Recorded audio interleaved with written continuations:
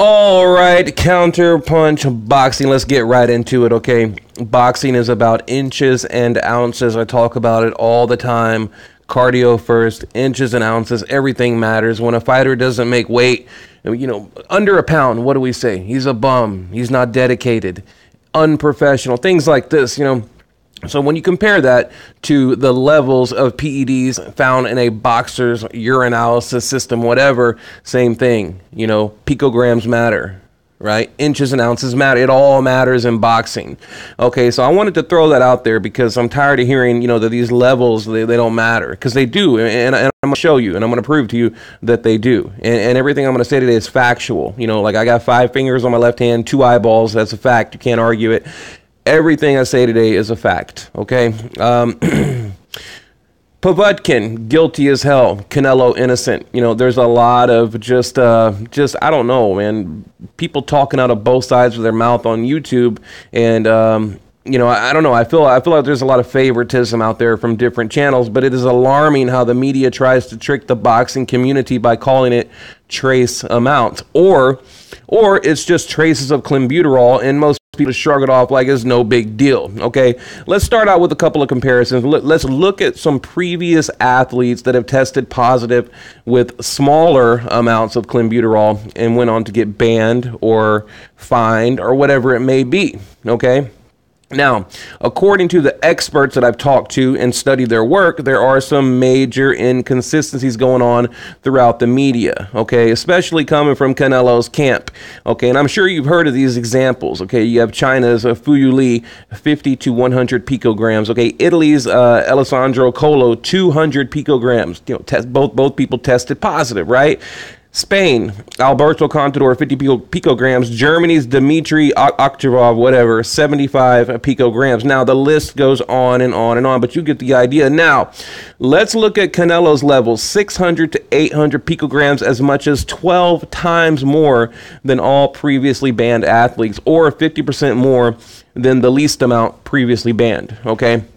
And we're talking about the cyclist, swimming, tennis, every kind of sport you can imagine, all the way to the NFL, okay? Lee and Colo both receive permanent suspensions for far less amounts, okay? Other recent cases, like I said, ended in a complete ban, all right? WADA makes it crystal clear, without a shadow of a doubt, if you test positive for clenbuterol, you are guilty, regardless of who, what, when, where, how, it doesn't matter. I talked about it in my last video. You're guilty. Doesn't matter how you got it.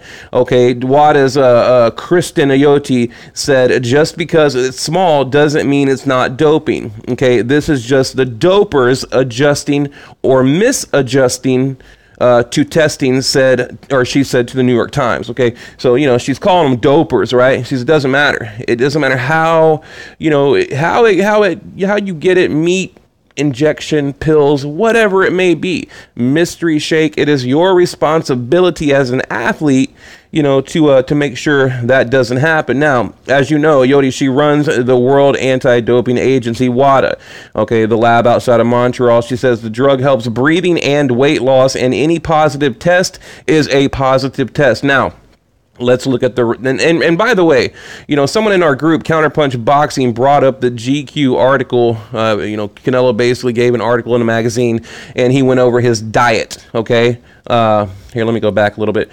He goes over his diet. Basically he talks about in the morning I have egg whites, ham, orange juice, for breakfast. Then chicken with carrot, squash, broccoli, cauliflower for lunch. And then for dinner, he says I have a protein shake with no carbs for dinner. Okay, with no carbs for dinner. He said he would eat little to absolutely none, nada whatsoever red meat. Okay, Canelo said, I don't eat any red meat during camp. Okay, you just think about that. The guy is literally telling you that he doesn't eat any red meat, but yet he's testing positive because he ate red meat.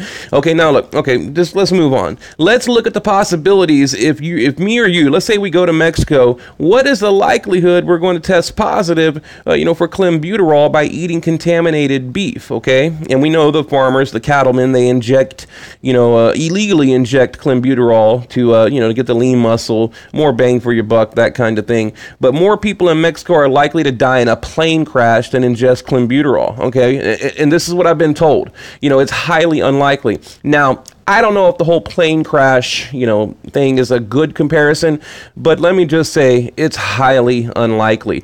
We're talking about less than something like 0.0002 or 1% of the population, far less than 1% of the meat-eating population, pop dirty for clenbuterol. And we're talking about normal people, athletes, people going to their family health care doctor, their physician, getting a drug test, whatever it may be. We're less than 1% of Mexico. And, you look at places like China and all around the world, and it's like 30 people, like 20 people, or 300 people. And we're talking out of millions and millions and millions of people. So what are the odds that you have a guy that's saying, look, I don't eat red meat, and you look at the odds of even if you did eat red meat, you look at the likelihood, it's incredibly unlikely that you're going to test positive for clenbuterol. I mean, look, this is like a built-in excuse, right? This is a built-in excuse. If you want to take clenbuterol, you've got that get out of jail free card, right? Oh, boom, clenbuterol. Oh, I ate some bad meat. It had to be the bad meat, right? It's like when you call in sick to work and, oh, I got food poisoning. It's such a lame excuse, like the dog ate my homework, And the levels, 600 to 800 picograms. Okay, you look at that. We gone over the levels earlier with all the other athletes, 50 to 100, 250, 75. And Canelo, 600 to 800 picograms. I mean, it's a lot. It sounds like the word pico, like it's a minuscule little amount, but it's a lot. It really is. Now, look at the date he tested positive, okay, on February 17th. Now, we know that clenbuterol has a 36-hour half-life, meaning it takes 36 hours to break down in your body, okay?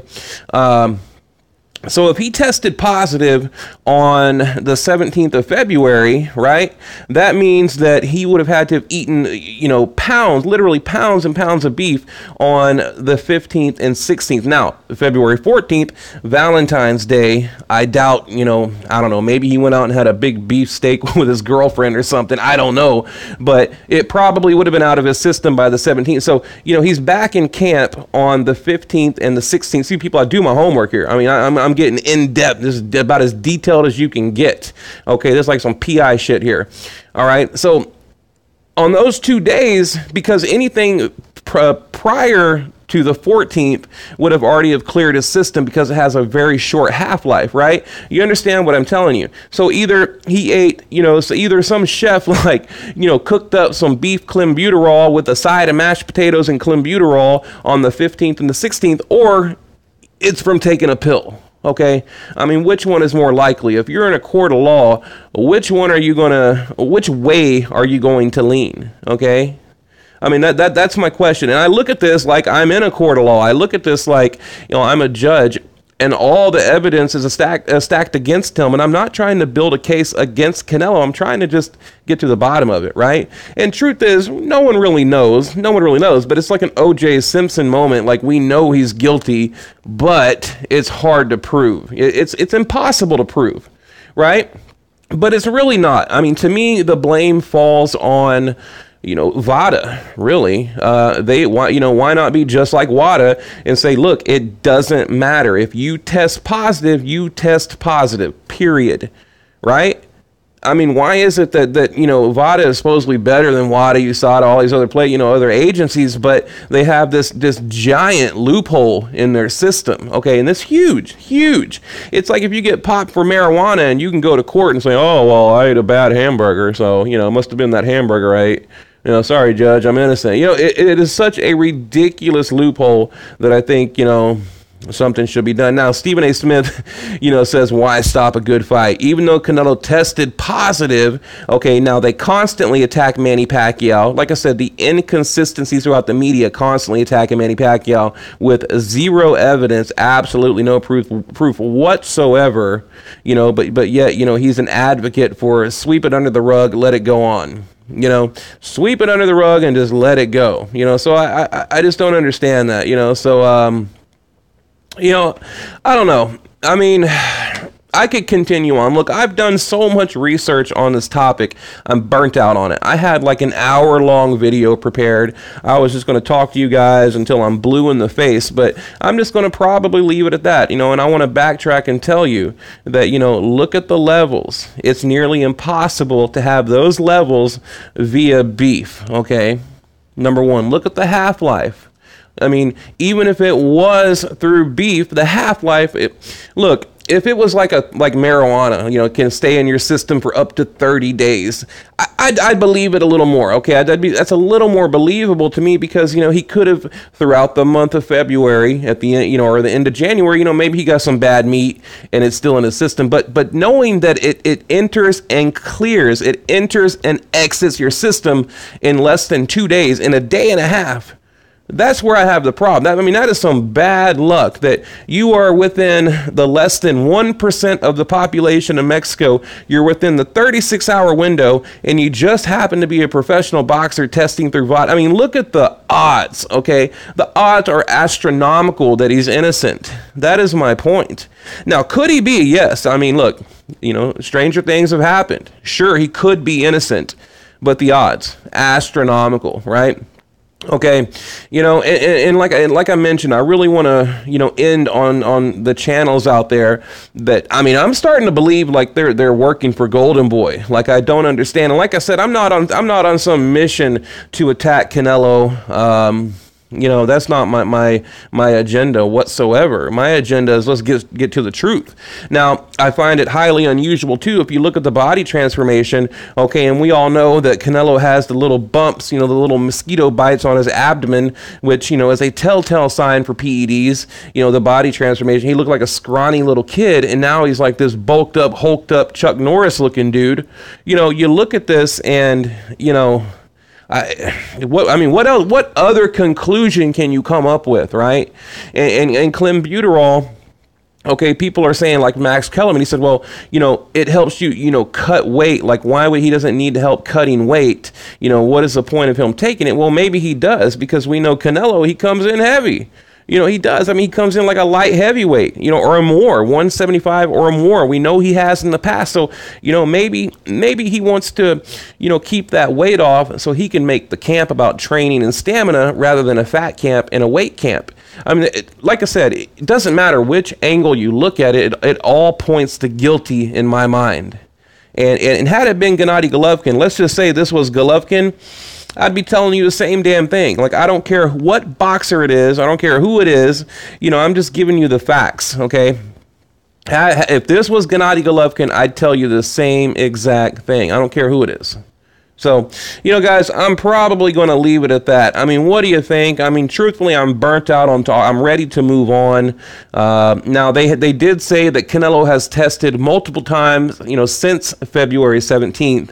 And I think 4 or 5 times, and it came back negative. But, and Eric Gomez says, well, that's just proof that he's not. Well, no, it's not proof. Like I said, it has a 36-hour half-life. That's just proof that he got busted and he stopped. You quit taking it. So that's all that tells me. So what do you think, guys? Leave it below.